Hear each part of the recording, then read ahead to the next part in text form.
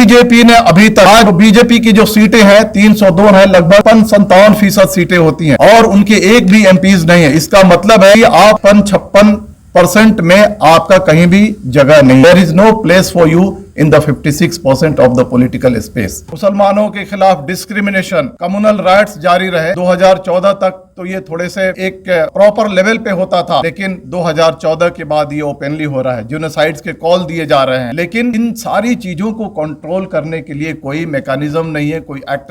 हमारे खिलाफ हिंसा की जाती है, इसके रीजंस क्या है? रीजन मैंने ये पाया कि हमारी आवाज नहीं है नेशनल लेवल पे, और हमारी आवाज इसलिए नहीं सुनी जाती है कि लोकसभा में और स्टेट असेंबलीज में हमारा ड्यू रिप्रेजेंटेशन नहीं है। और सारे लोग कहते हैं कि पॉलिटिकल एम्पावरमेंट इज की टू ऑल एम्पावरमेंट। अगर हम वहीं पे फेल हैं, हर तरह की यातनाएं हमें सहनी पड़ती। The cancellation, the rejection of the reservation of seats for minorities will be reviewed after 10 years of the constitution। लेकिन सर 10 साल क्या, आज 75 साल हो गया, लेकिन इस बात को रिव्यू नहीं किया गया कि जो मुस्लिम्स है उनका पॉलिटिक्स में क्या प्रतिनिधित्व है।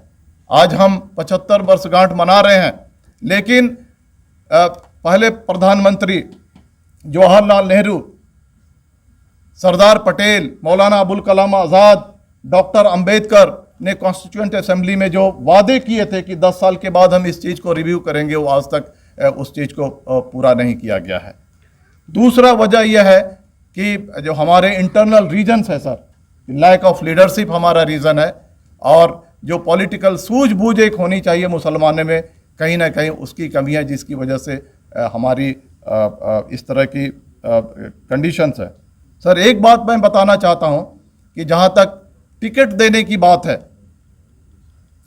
बीजेपी ने अभी तक, आज जो बीजेपी की जो सीटें हैं 302 हैं, लगभग 56-57% सीटें होती हैं और उनके एक भी एमपीज नहीं है। इसका मतलब है कि आप 55-56% में आपका कहीं भी जगह नहीं है। There is no place for you in the 56% of the political space. आपको कहाँ पे कोशिश करनी है? आपको जो 43-44% जो स्पेस है उसमें कोशिश करनी है। बीजेपी ने भारत के जो पॉलिटिकल स्पेस है उसको पूरी तरह से कम्युनलाइज करके रखा है और मुसलमानों को मार्जिनलाइज करके रखा है, और उन्होंने ओपनली ये कहा है कि हमको मुसलमानों की वोट की ज़रूरत नहीं है। और इन सारी चीज़ों का जो फॉल आउट हुआ है, ये हुआ है कि जो पार्टियां जो मुसलमानों को पहले टिकट देती थी, चाहे वो कांग्रेस है या चाहे वो रीजनल पार्टीज हैं, चाहे वो ओबीसी बेस्ड पार्टीज हैं, उन्होंने मुसलमानों को दरकिनार करना शुरू कर दिया है। ना चुनाव प्रचार के दौरान मुसलमानों के इशूज को डिस्कस किया जाता है, ना उनके एरियाज को विजिट किया जाता है, ना उनके कंसर्न को किसी भी तरह के चर्चा में लिया जाता है, और ना उनको प्रॉपर टिकट दिया जाता है। ये वजह है कि आज मुसलमान आज के दौर में, बीजेपी राज के दौर में, और भी ज़्यादा मार्जिनलाइज होता चला जा रहा है। बहुत साल पहले मरहूम उमर खालिदी, जो भारत के एक स्कॉलर थे और यूएस में रहते थे, उन्होंने एक किताब लिखी थी और उसका सारांश ये था कि सर उन्होंने जो इंडियन मुस्लिम्स हैं उनको पॉलिटिकल ऑप्शंस दिए थे कि मुसलमानों को क्या करना चाहिए। उन्होंने 3 ऑप्शंस दिए थे।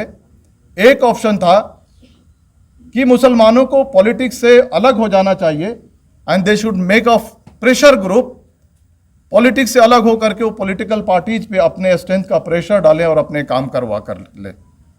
दूसरा उन्होंने ऑप्शन दिया था, उन्होंने या लिखा था, और दूसरा ऑप्शन उन्होंने दिया था कि या वो जो पॉलिटिकल पार्टीज है, जो सेकुलर पॉलिटिकल पार्टीज है, उनको वोट करें, सेकुलर कैंडिडेट्स को चुन करके ले करके आए और उनके से जो उनके जो कंसर्न्स हैं, उनके जो काम है वो करा करके लें।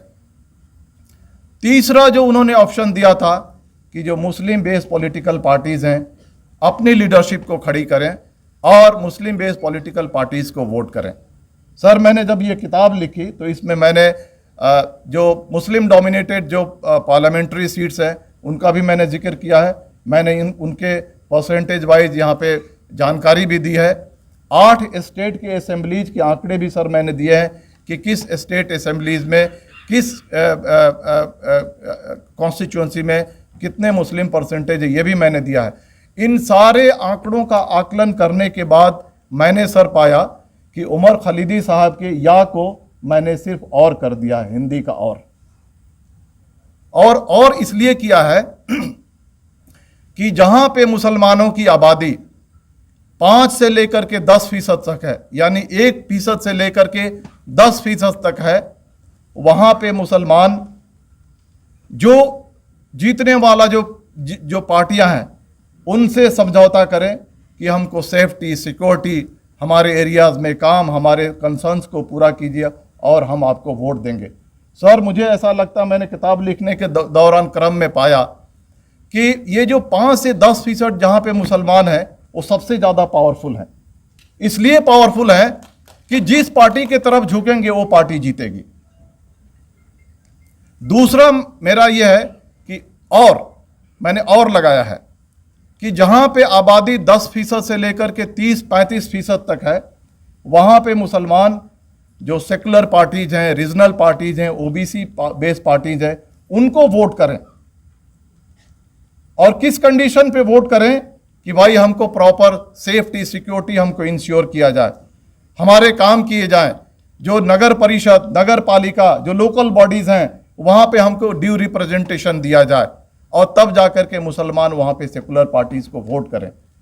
लेकिन जहां पे हमारी आबादी 30-35% से ज़्यादा है, वहां पे मुसलमानों को ये इंसिस्ट करना चाहिए कि यहाँ पे हमारा कैंडिडेट जीतना चाहिए, चाहे वो सर सेकुलर पार्टी का हो या मुस्लिम बेस्ड पार्टीज का हो। हम इसमें डिस्क्रिमिनेट नहीं करने वाले हैं कि मुस्लिम बेस्ड पार्टीज का जो कैंडिडेट है वही मुसलमान है और जो सेकुलर बेस्ड पार्टीज का जो कैंडिडेट है वो मुसलमान नहीं। हम इसमें डिस्क्रिमिनेट नहीं करने जा रहे। बस हमारा इंसिस्टेंस ये है, हम ये चाहते हैं कि जहां पे हमारी आबादी, जिस कॉन्स्टिट्यूएंसी में हमारी आबादी 35% से ज़्यादा है, वहां पे मुसलमानों को टिकट दिया जाए, चाहे वो सेकुलर पार्टीज से आते हों, चाहे वो मुस्लिम बेस्ड पार्टीज से आते हों। अगर इस तरह का यार्ड स्टिक लोगों ने लगाया तो हो सकता है कि मुस्लिम रिप्रेजेंटेशन बढ़ सकता है। एक बात मैं ये कहना चाहता हूं कि आज ये जो 3 पार्टीज हैं, AIMIM, AIUDF और IUML, इनको मैंने इसलिए इनवाइट किया है कि एक तरह का डिस्कशन हो, एक तरह की चर्चा हो कि मुस्लिम रिप्रेजेंटेशन जो एकदम पीछे छूटा हुआ है, इसको कैसे हम आगे बढ़ा करके लेकर जाएं और कैसे हमारा ड्यू और शेयर मिले। आखिर में मैं सर ये कहना चाहता हूं कि जो सेकुलरिज्म का जो बोझ है वो पूरी तरह से मुसलमानों पे डाल करके रखा गया है।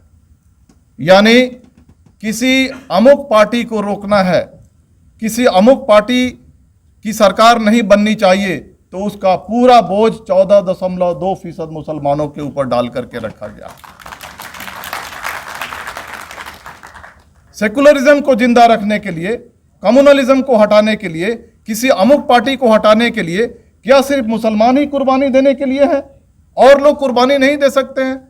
और लोग क्यों नहीं कुर्बानी दे रहे हैं? और पार्टियां कुर्बानी क्यों नहीं दे रही हैं?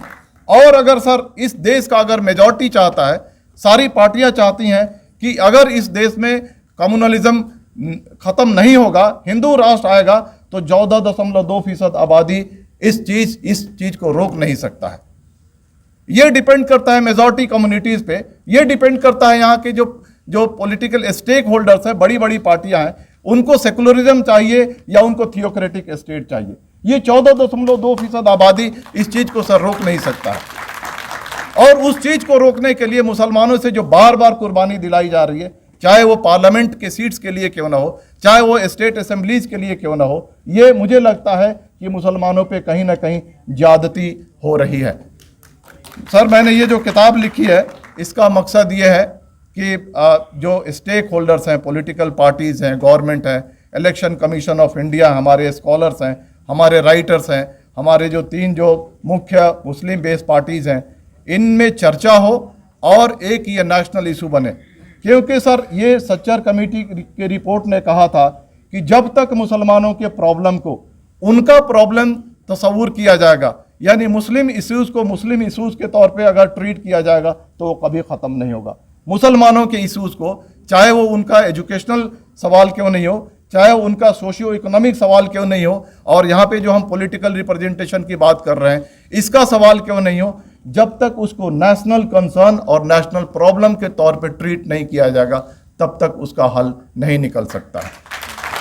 तो मेरी उम्मीद है कि मेरी किताब एक नेशनल डिबेट जनरेट करेगी और एक इस ऐसा डिबेट जनरेट करेगी कि लोग, जो यहाँ का जो मेजॉरिटी कम्युनिटी है और स्टेक होल्डर्स हैं, वो ये एक्सेप्ट करेंगे कि ये एक नेशनल प्रॉब्लम है, तब जा कर के हमारा प्रॉब्लम ख़त्म होगा। मुझे आशा है कि मेरी किताब इसमें एक अहम रोल निभाएगी।